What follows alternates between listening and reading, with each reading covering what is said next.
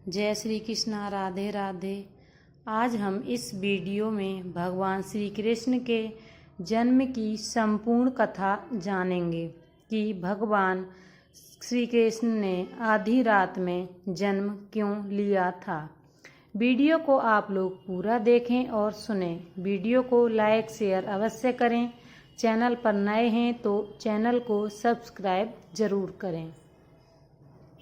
जन्माष्टमी पर जरूर सुने ये कथा।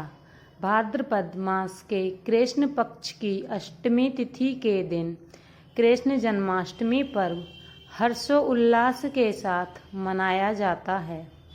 इस दिन भगवान श्री कृष्ण का जन्म हुआ था। भगवान श्री कृष्ण का जन्म मथुरा के कारागार में वासुदेव की पत्नी देवकी के गर्भ से हुआ था। द्वापर युग में भाद्रपद कृष्ण अष्टमी तिथि की आधी रात को मथुरा के कारागार में वासुदेव की पत्नी देवकी के गर्भ से भगवान श्री कृष्ण ने जन्म लिया था। श्री कृष्ण ने बुधवार को रोहिणी नक्षत्र में जन्म लिया था। जन्माष्टमी का त्यौहार हम इसीलिए मनाते हैं। अष्टमी तिथि को रात्रिकाल अवतार लेने का प्रमुख कारण उनका चंद्रवंशी होना बताया जाता है। श्री कृष्ण चंद्रवंशी, चंद्रदेव उनके पूर्वज और बुध चंद्रमा के पुत्र हैं। इसी कारण चंद्रवंश में पुत्रवत जन्म लेने के लिए कृष्ण ने बुधवार का दिन चुना। भगवान कृष्ण ने माता देवकी के 8वीं संतान के रूप में जन्म लिया था। कृष्ण जी का जन्म मथुरा में मामा कंस के कारागार में हुआ था। माता देवकी राजा कंस की बहन थीं। इसलिए भाद्रपद कृष्ण अष्टमी तिथि को भगवान श्री कृष्ण का जन्म उत्सव मनाया जाता है। सत्ता का लालची था कंस। कंस को सत्ता का बहुत बड़ा लालच था। उसने अपने पिता राजा उग्रसेन की राजगद्दी छीनकर उन्हें जेल में बंद कर दिया था और स्वयं को मथुरा का राजा घोषित कर दिया था। राजा कंस अपनी बहन देवकी से बहुत प्रेम करता था। उन्होंने अपनी बहन का विवाह वासुदेव से कराया था। लेकिन जब वह देवकी को विदा कर रहा था तभी एक आकाशवाणी हुई कि देवकी का 8वां पुत्र कंस की मौत का कारण बनेगा। यह सुनकर कंस डर गया। उसने तुरंत अपनी बहन और उनके पति वासुदेव को जेल में बंद कर दिया। उनके आसपास सैनिकों की कड़ी पहरेदारी लगा दी। कंस अपनी मौत के डर से देवकी और वासुदेव की 7 संतानों को मार चुका था। भगवान श्री कृष्ण का जन्म भाद्रपद मास कृष्ण पक्ष की अष्टमी तिथि को रोहिणी नक्षत्र दिन बुधवार की अंधेरी रात में भगवान श्री कृष्ण ने देवकी के 8वें संतान के रूप में जन्म लिया था। श्री कृष्ण के जन्म लेते ही कोठरी प्रकाशमय हो गई। तब तक आकाशवाणी हुई कि विष्णु जी ने श्री कृष्ण के अवतार में देवकी की कोख में जन्म लिया है।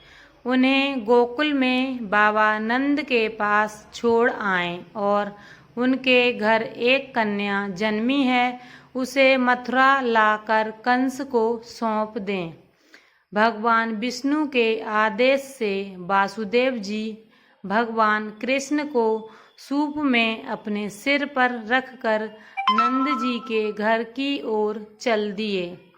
भगवान विष्णु की माया से सभी पहरेदार सो गए। कारागार के दरवाजे खुल गए। आकाशवाणी सुनते ही वासुदेव के हाथों की हथकड़ी खुल गई।